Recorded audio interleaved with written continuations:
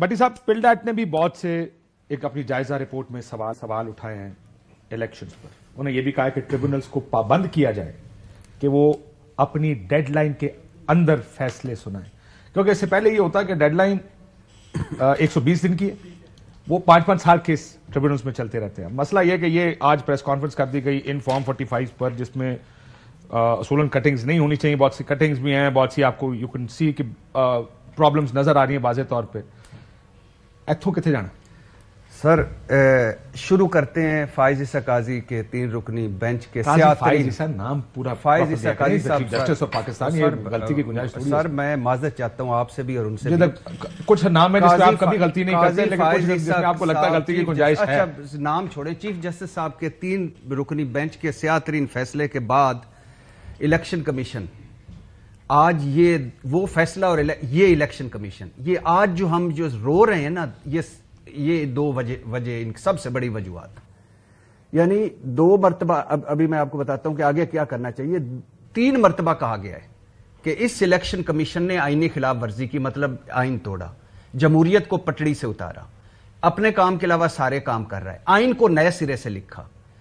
इस्लामाबाद का बल्दियाती इंतखाब हो, कराची के बल्दियाती इंतखाब हो, 2 सूबों के इलेक्शन हो, मरकज का इलेक्शन हो, इलेक्शन 2024 हो, पार्टी सिंबल हो, उसके बाद ममनुआ फंडिंग हो, तोशाखाना रेफरेंस हो, तौहीन इलेक्शन कमीशन हो, 1 साइडेड फैसले, जानबदाराना फैसले, मुतसबाना फैसले, गैर आईनी फैसले, गैर कानूनी फैसले, गैर इखलाकी फैसले। डटा हुआ है साहब और डटा रहेगा अगले 1.5 साल। अच्छा, उसको कानूनी प्रोटेक्शन है, यू नो दैट सर। मेरी भी प्रोटेक्शन है उनको, तो आपकी कोई मेरी भी प्रोटेक्शन है। और दूसरी बात यह है कि मेरे टैक्सों से तो तनख्वाह ले रहे हैं, प्रोटोकॉल 1 साल, एक इनकी पूरी। अगर करना है ना कुछ भट्टी साहब, इसका मैं कहूं आप उसको लेके जाया करें ना आगे, आपके सारे फैसले आपने गिनाए, करना है कुछ ना तो ये सजा जजा जो गलत करे एक दफा आप सजा देना ही। आरोज 4 आरोज को अगर आपने ठोका ना जिस दिन, सर मुझे कोई आरो अपनी लाइन से हिल गया अगले इलेक्शन में मनु फाड़ लेना। सर मुझे सबको करें सर, नहीं मैंने कब कहा कि एक को करें? नहीं 1947 से शुरू कर लें, 1900 फातिमा जना साहबा कैसे आ रही वहां से शुरू कर लें। आप ये अगर शौक ये पूरा करना है वो भी कर लें, लेकिन पता है ये वो इलेक्शन कमीशन कहां है? डस्का वाला जो फुर्तियों वाला था, वो जो धुंध पड़ गई थी, वो किधर गया election commission?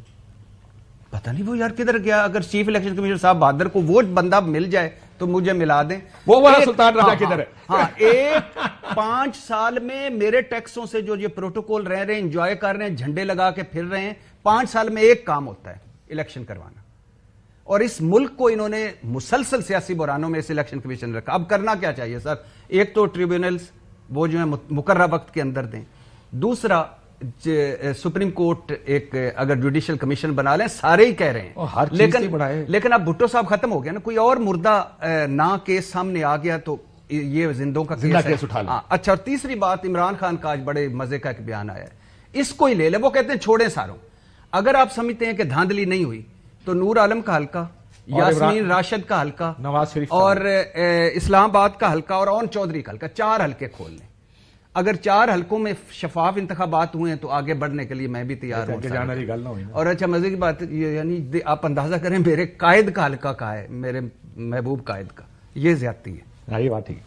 You were saying 2018, मैंने वैसे कल एक पूरी ट्रेल चलाई कि 2018 के बयानात उस वक्त की ऑपोजिशन के एग्जैक्टली आज वाले हैं, और हुकूमत कह रही आए हमारे साथ मिलकर बात करें, फवाद चौधरी साहब, शाह महमूद कुरैशी साहब।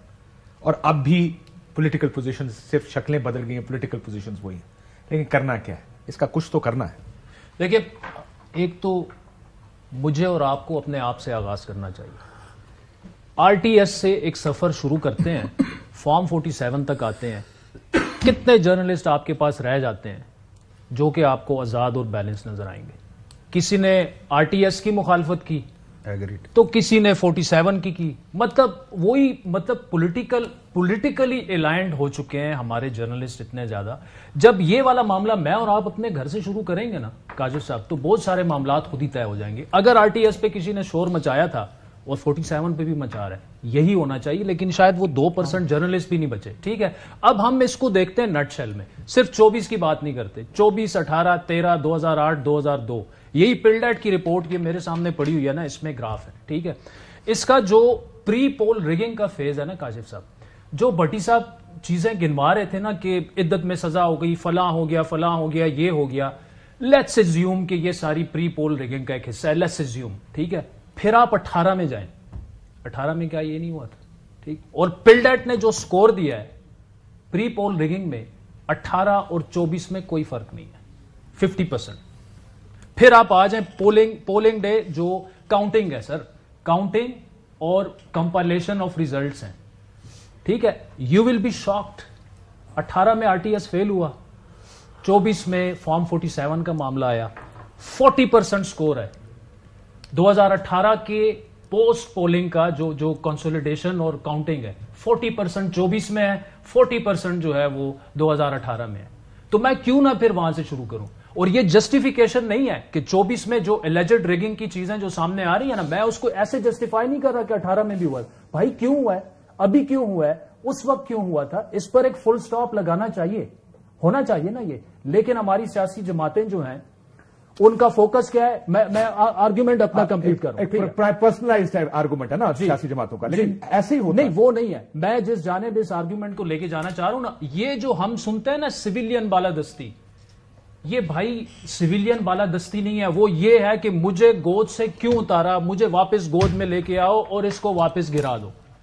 اور میں اس پہ بھی ہو سکتا ہے عمران خان صاحب جیل سے نکلیں تو وہ بدل چکے ہوں، لیکن اصل لڑائی یہ ہے، پہلے ایک باپ پارٹی ہوتی تھی، اب ہر جماعت میں باپ پارٹی کا ایک ونگ ہے.